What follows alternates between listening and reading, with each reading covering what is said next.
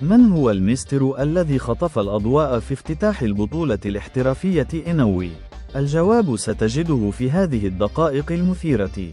الجيش الملكي يدخل الموسم الجديد بانتصار مقنع على اتحاد يعقوب المنصور بثنائية نظيفة بفضل تألق رجل المباراة ربيع حريمات. هذا اللاعب أثبت أنه القلب النابض للفريق.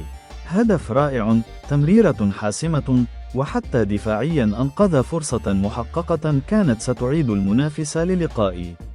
ولم يقتصر التألق على أرضية الملعب فقط، بل جاء التأكيد من زميله أنس باش الذي عبر عن سعادته بالفوز قائلاً: المباراة كانت مهمة جدا، خصوصاً أنها الأولى في البطولة، وهذا الانتصار سيمنحنا الثقة لنكون عند حسن ظن جماهيرنا هذا الموسم.